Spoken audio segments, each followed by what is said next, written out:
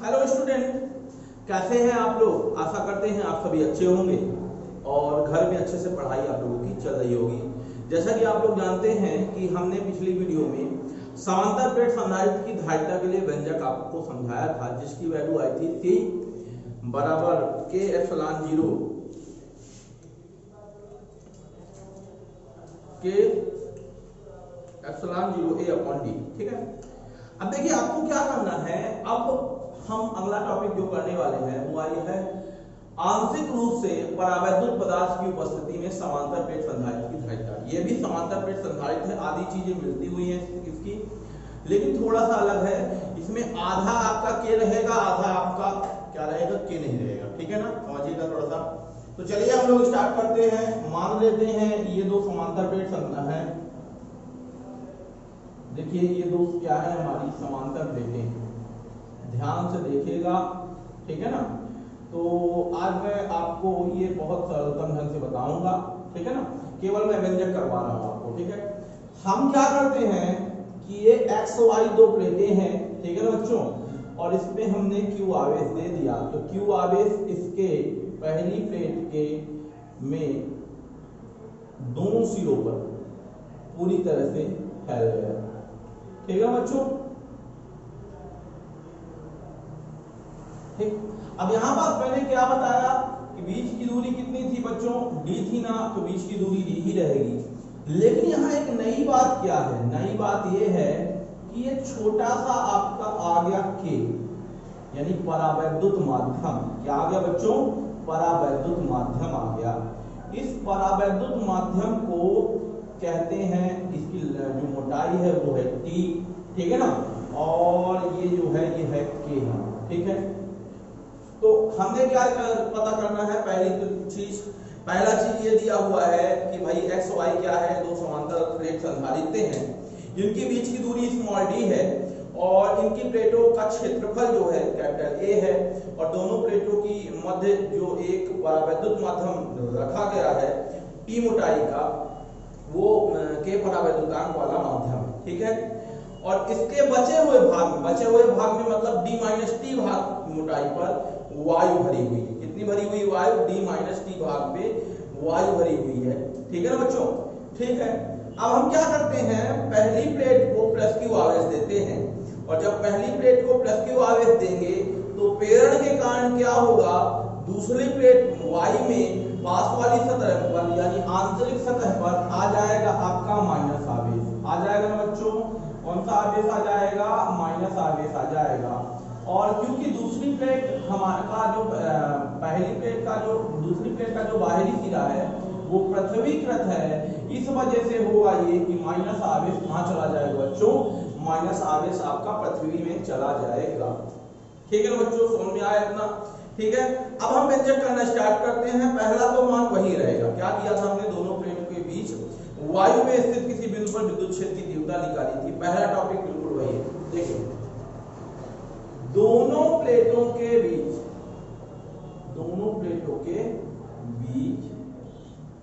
वायु, कहां भाई, दोनों प्लेटों के के वाला माध्यम भी है, वायु वाला माध्यम भी है ना, यानी परावैद्युत माध्यम भी है, वायु वाला माध्यम भी है। तो वायु में है ना, दोनों प्लेटों के बीच वायु में स्थित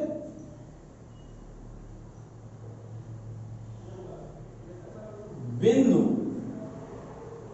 पर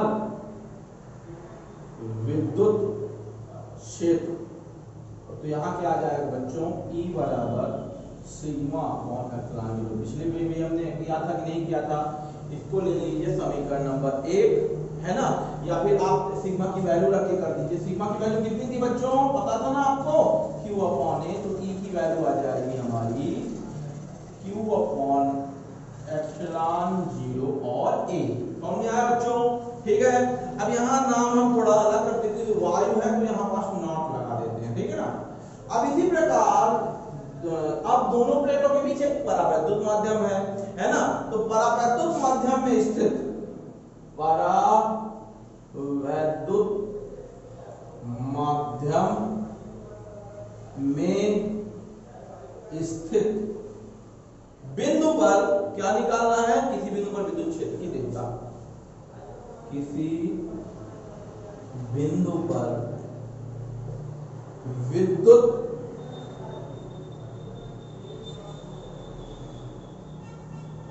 क्षेत्र की बच्चों क्या तीव्रता निकालनी है। तो फिर से वही चीज, यहाँ ई नॉट की जगह ई आ जाएगा बच्चों, और यहाँ आ जाएगा सिग्मा अपॉन एप्सिलॉन 0। तो एक्स्ट्रा क्या आया, एक्स्ट्रा आपको के लिख देना है, ठीक है ना बच्चों।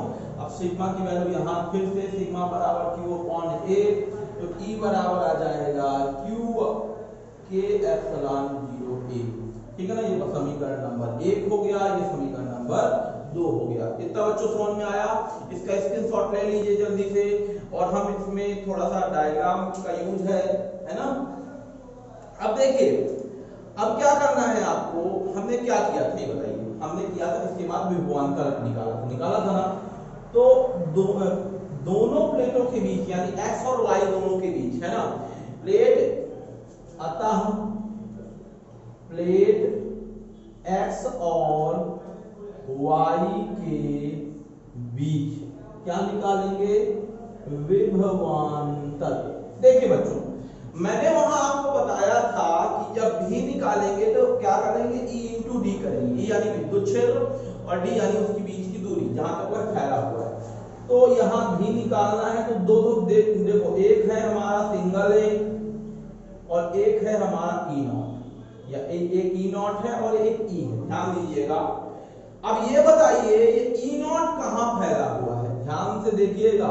ई नॉट यानी वायु है यहाँ पास, देखिए यहाँ पास है, यहाँ पास है, लेकिन टी पर नहीं है। तो भाई डी टोटल मोटाई आ गई, और डी टोटल जब मोटाई आ गई तो इसमें टी हटाना पड़ेगा ना। तो दूरी कितनी हो जाएगी बच्चों, डी माइनस टी। समझ में आया कि नहीं आया, क्या आ जाएगी दूरी, डी माइनस टी, ठीक है ना बच्चों।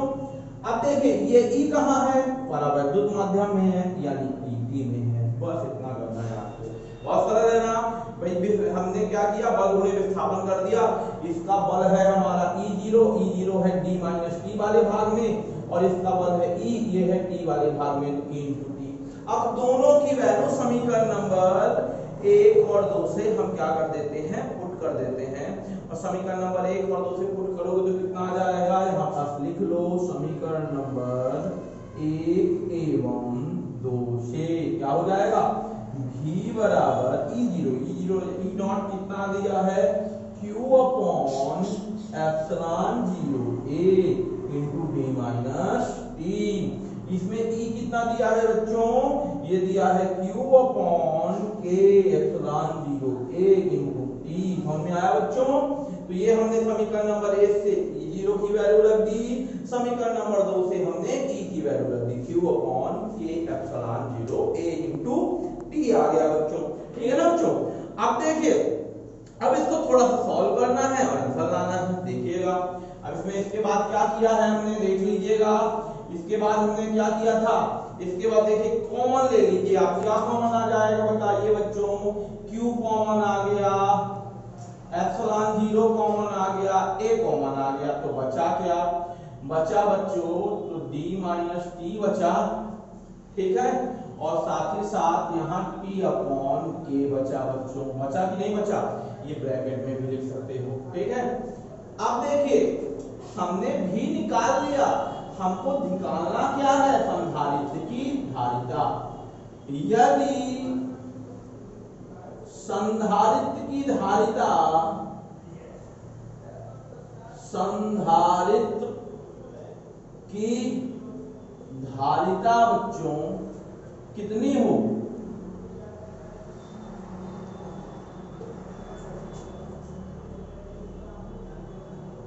C हो, तो C बराबर क्या होता है, Q अपॉन V। तो V की वैल्यू रख दो सब ऊपर वाले से, समीकरण नंबर 3 से। तो Q अपॉन V, V की जगह क्या लिखा है बच्चों, Q epsilon 0 A D minus T bracket में प्लस T, है ना, upon K bracket close. Q से Q कैंसल हो गया बच्चों, ये कहां पहुंच जाएगा, ऊपर पहुंच जाएगा बच्चों। तो मैं डायग्राम मिटा रहा हूं बच्चों, देखिएगा डायग्राम मिटा देते हैं। डायग्राम हमने हटा दिया, तो यहां पास देखिए क्या आ जाएगा, ये ऊपर जाएगा, तो C बराबर आ गया epsilon 0a upon d minus T plus T upon के। ठीक है, अब देखिए हम क्या करते हैं, टी को कॉमन ले लेते हैं। टी को क्या कर लेते हैं बच्चों, कॉमन ले लेते हैं, और टी साथ ही साथ माइनस भी कॉमन ले लेते हैं। देखिए माइनस भी कॉमन लेंगे, टी भी कॉमन लेंगे। तो जब माइनस और टी कॉमन लेंगे तो भाई टी तो रहेगा, माइनस कॉमन ले लिया, साथ में टी कॉमन ले लिया तो माइनस कॉमन लेंगे तो यहाँ प्लस 1 आ जाएगा। ये प्लस का चला गया तो यहाँ क्या आ जाएगा, माइनस का आ गया। टी चला गया तो 1 आ गया, और यहाँ क्या आ गया बच्चों, के आ गया।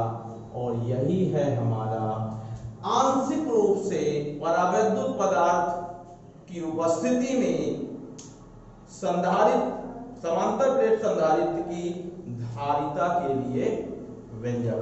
था ना सरल बच्चों?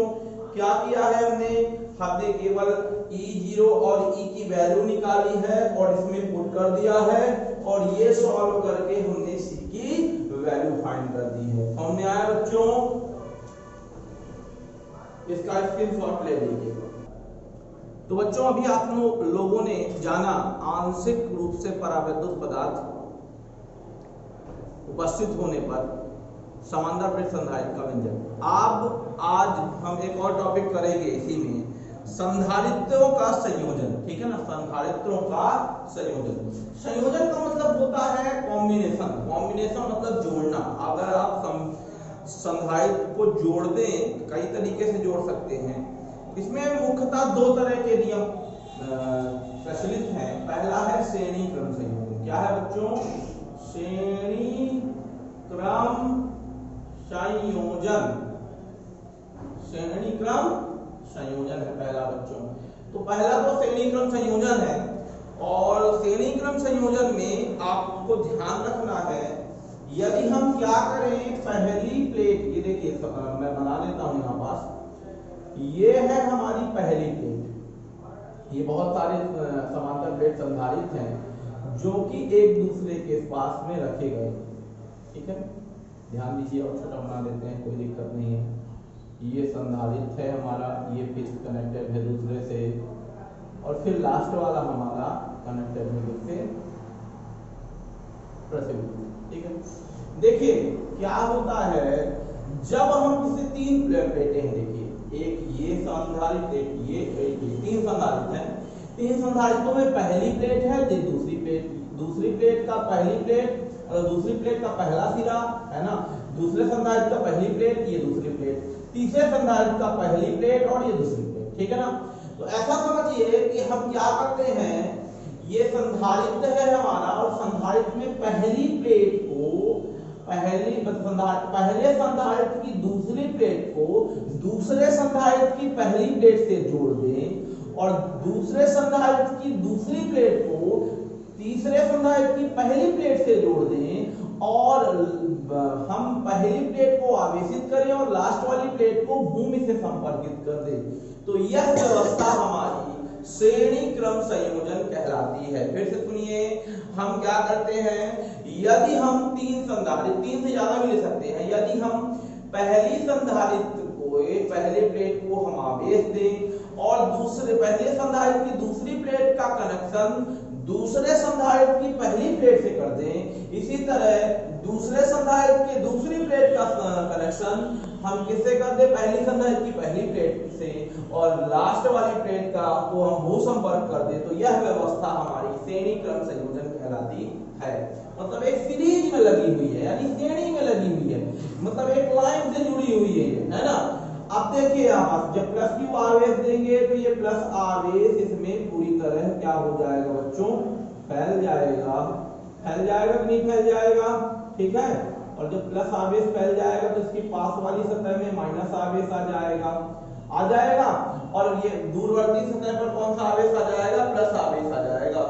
और क्योंकि प्लस का कनेक्शन इस बगल वाली प्लेट से है तो इसमें आ जाएगा कौन सा आवेश, प्लस आवेश आ जाएगा, है ना।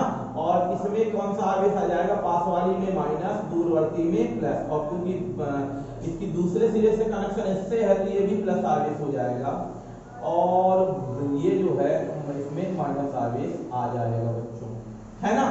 यानी कि आप प्लस आवेश कहां चला गया, भूमि पे चला गया बच्चों। ठीक है, अब यहाँ एक बात समझना है कि इस पे है प्लस क्यू आवेश, इस पे है माइनस क्यू आवेश, इस पे है प्लस क्यू आवेश, इस पे है माइनस क्यू आवेश, इस पे है प्लस क्यू आवेश, इस पे है माइनस क्यू आवेश। इसका धारिता भैया AC1 है, इसकी धारिता C2 है, इसकी धारिता C3 है। इसका विभव भाई देखिए, एक बात ध्यान रखिए, विभव किसे बोलते हैं? एक बिंदु से दूसरे बिंदु तक ले जाने में किया गया कार्य, है ना। इसको धनावेश को ले जाने में किया गया कार्य।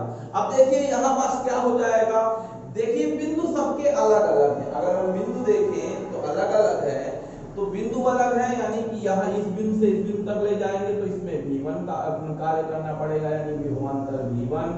इस बिंदु से इस बिंदु तक ले जाने में V2 कार्य करना पड़ेगा, और इस बिंदु से इस बिंदु तक ले जाने पर V3 कार्य करना पड़ेगा बच्चों, यानी इनका विभवांतर अलग अलग होगा। मेरा कहने का मतलब कि ये सभी का विभवांतर और धारिताएं क्या होंगी? अलग अलग होंगी। ठीक है, हमको करना क्या है, आपका काम क्या है श्रेणी क्रम संयोजन में?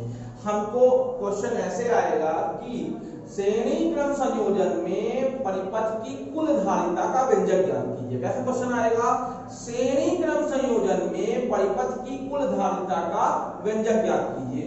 तो आपको करना क्या है, आपको सबसे पहले श्रेणी में जोड़ देना है। इसमें एक बात ध्यान रखिए, क्यू हमेशा एक रहेगा। देखिए सम में क्यू है, मतलब क्यू आवेश इसको दिया, वही आवेश इसको दिया, वही आवेश इसको दिया। ठीक है, यानी क्यू आपका बदला नहीं, सबके लिए क्यू समान, लेकिन विभवांतर यहाँ V1 है, यहाँ V2 है और यहाँ V3 है। ठीक है, इस बात को आपको ध्यान रखना है। अब C1 C2 C3 तो हमने माना है, तो लिख लेते हैं माना। क्या मान लिया हमने? C1 C2 C3 माना, C1 C2 तथा C3 संधारित्र के धारिता के 3 संधारित्र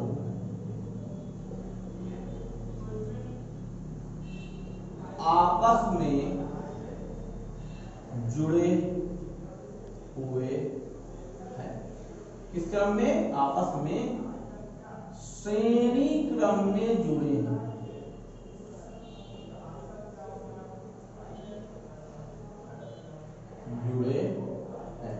अब ये बताइए श्रेणी क्रम में जुड़े हैं तो भाई हम क्या करते हैं, यानी कि इसका विभवांतर कितना हो जाएगा? लिख सकते हो,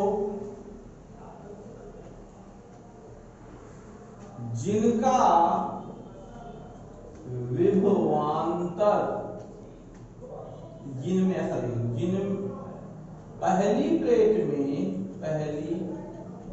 प्लेट को Q आवेश देने पर C1 C2 C3 पर विभवांतर क्रमशः V1 V2 V3 होगा। ठीक है ना बच्चों, कि भाई हमने क्या किया, पहली प्लेट को Q आवेश देने पर C1 C2 C3 पर विभवांतर हमारा कितना बन गया? V1 V2 और V3, है ना। तो परिपथ का परिणामी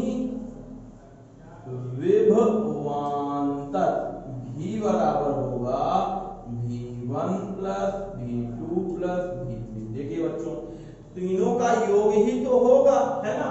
अब ये बताइए हमारा फार्मूला क्या होता है? मैं फार्मूला बता, Q बराबर क्या होता है भाई? C बराबर क्या होता है? Q अपॉन V होता है। तो V बराबर कितना आ जाएगा? Q upon C। देखिए मैं ये बता दिया हूं, Q बराबर क्या होगा? C बराबर Q अपॉन V, तो V बराबर Q अपॉन C। तो यहाँ पास लिख सकते हो, यहाँ एक लाइन खींच दिया हमने, क्या लिख सकते हो? किंतु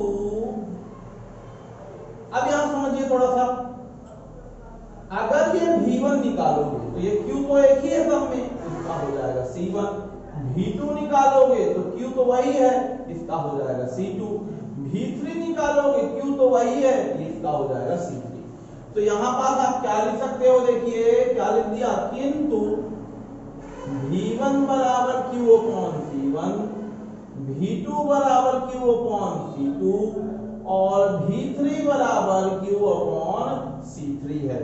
इसको ले लो समीकरण नंबर 1। समीकरण नंबर 1 में क्या रखने पर, मान रखने पर, मान रखो बच्चों, तो V बराबर आ गया Q upon C1, Q upon C2 और Q अपॉन C3। ठीक है ना, Q बाहर निकाल लो बच्चों, तो आ गया 1 upon C1 plus 1 upon C2 plus 1 upon C3 आ गया। समझ में आया कि नहीं बच्चों? इतना आ गया समझ में? ठीक है, अब जब आ गया तो इसके आगे चलते हैं, इसका स्क्रीनशॉट आप ले लेंगे। ठीक है ना। अब देखिए, अब ये बताइए कि यदि हम 3 संधारित्र हैं जिनकी धारिताएं अलग अलग हैं, तो हमको निकालना है प्रभावी धारिता। प्रभावी धारिता मतलब कुल धारिता। तो हम कुल धारिता को मान लेते हैं C। क्या मान लेते हैं? कुल धारिता को C मान लेते हैं। तो मान लेते हैं, माना परिपथ की कुल धारिता या प्रभावी धारिता C हो तो ये जो V आया है, ये V बराबर क्या हो जाएगा? ये V बराबर Q अपॉन C हो जाएगा।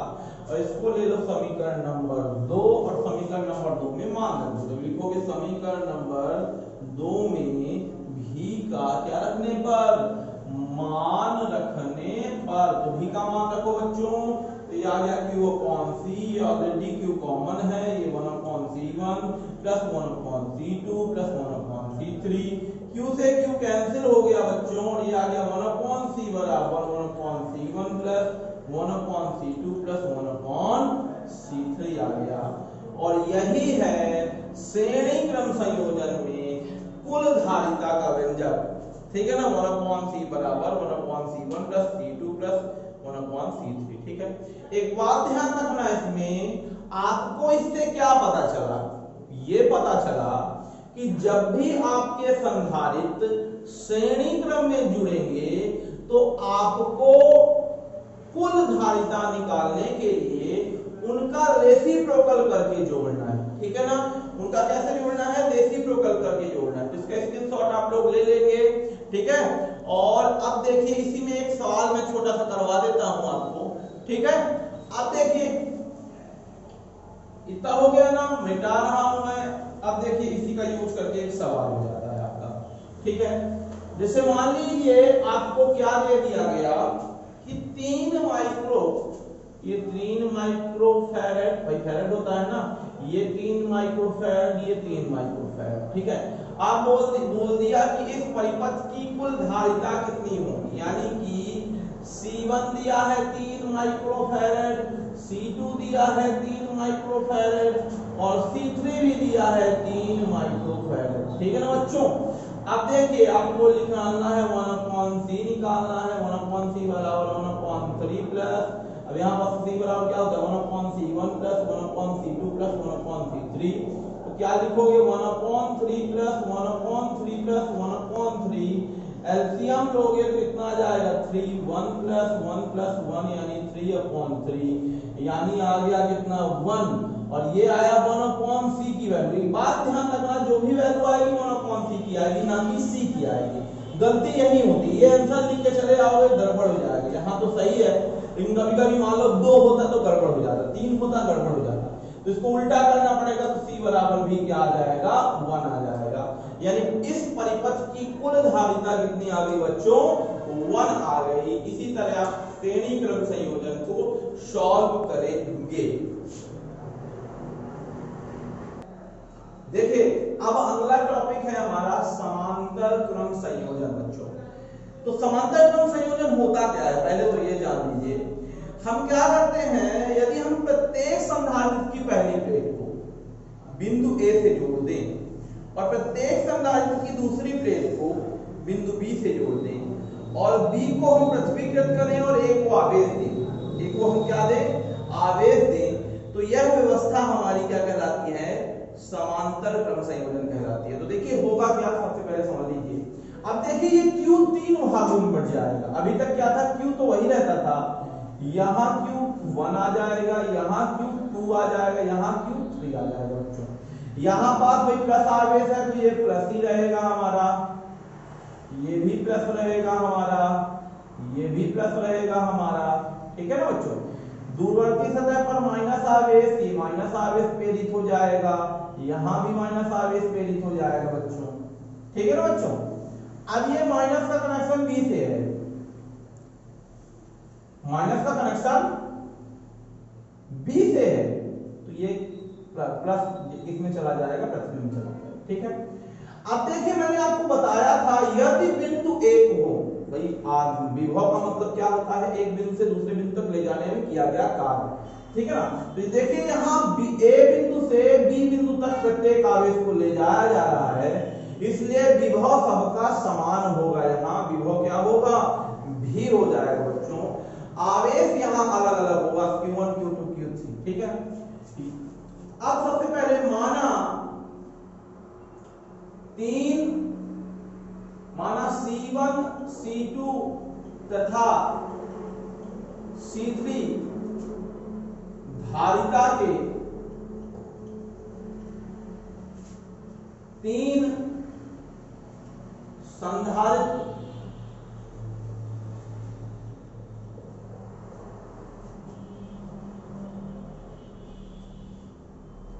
समांतर क्रम में जुड़े हैं, समांतर क्रम में जुड़े हैं,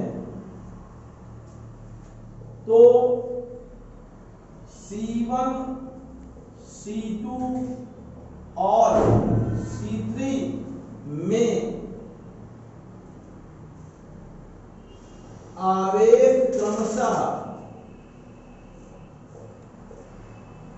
Q1 Q2 तथा Q3 प्राप्त होता है, ठीक है ना बच्चों। हमने क्या किया कि C1 C2 C3 नाम के जो धारिता के 3 संधारित्र है उनको हमने आवेश दिया, तो Q आवेश देने पर तीनों संधारित्र पर आवेश कौन सा प्राप्त होता है, Q1 Q2 और Q3 संधारित्र आवेश प्राप्त होता है, ठीक है ना। चूंकि प्रत्येक संधारित्र का पहला सिरा प्लस ए से तथा दूसरा सिरा बी से जुड़ा है, अतः विभव भी होगा, या विभवांतर, विभवांतर क्या होगा, भी होगा, परिपथ का विभवांतर भी होगा, ठीक है। अब यहां हम क्या निकालेंगे, आवेश निकालेंगे, परिपथ पर क्या निकालेंगे, आवेश, है ना। तो ध्यान रखना है जो आवेश क्या हो जाएगा, Q बराबर Q1 plus Q2 plus Q3 हो जाएगा, ठीक है।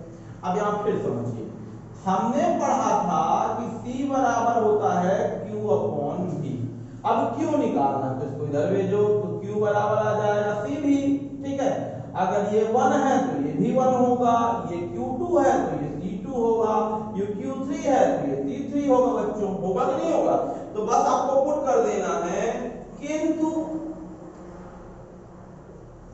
Q1 बराबर कितना हो जाएगा, C1 भी, Q2 बराबर C2 भी तथा Q3 बराबर C3 भी होगा, है ना।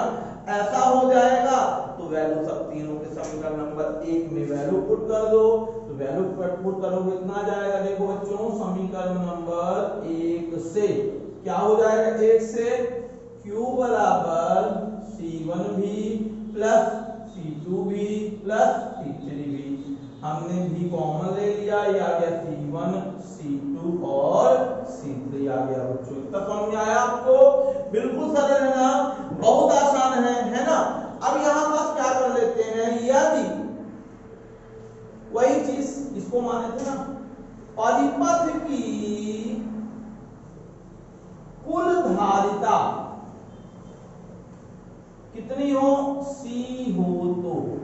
की धारिता C होगी तो Q बराबर आ जाएगा C भी। इसको ले लो समीकरण नंबर 2, ठीक है। अब समीकरण नंबर 2 में रख देते हैं, इसको मिटा देते हैं, इसका स्टेप सॉल्व ले लीजिएगा, ठीक है ना आप लोग। तो यहाँ पास Q की जगह क्या रख देना है आपको, Q की जगह आपको सीधी लिख देना है, ठीक है। तो रखते हैं, देखिए क्या आ जाएगा, यहाँ आ गया CV equal to V into C1 plus C2 plus C3, V से भी कैंसिल और C बराबर आ गया C1 plus C2 plus C3। यही है संधारित्र का समांतर क्रम संयोजन में धारिता का व्यंजक बच्चों, ठीक है ना। कितना आया, C बराबर C1 plus C2 plus C3, ठीक है ना बच्चों। बहुत आसान था ना। देखिए अब इसका एक सवाल, ठीक है ना, बिना सवाल के आपसे सवाल के काम नहीं चलने वाला है। देखिए अब देखिए क्वेश्चन एक मान लेते हैं, इसमें आवेश दिया हुआ है कितना धारिता दी हुई है 3 माइक्रोफैरड, इसमें दी हुई है 3 माइक्रोफैरड, इसमें दी है 3 माइक्रोफैरड। ऐसा दे दिया गया कि 3 माइक्रोफैरड के 3 संधारित्र समांतर क्रम में जुड़े हैं तो कुल धारिता कितनी होगी। तो भाई फिर से C1 बराबर 3 माइक्रोफैरड, C2 बराबर 3 माइक्रोफैरड और C3 बराबर 3 माइक्रोफैरड बच्चों। तो ये बताइए C बराबर क्या होता है, C1 plus C2 plus C3, C1 बराबर 3, C2 बराबर 3, C3 बराबर 3, 3 तिकाई 9 माइक्रोफैरड। यही आ गई परिपथ की कुल धारिता का व्यंजक, जबकि संधारित्र समांतर क्रम में बच्चों जुड़े हुए हैं, ठीक है ना।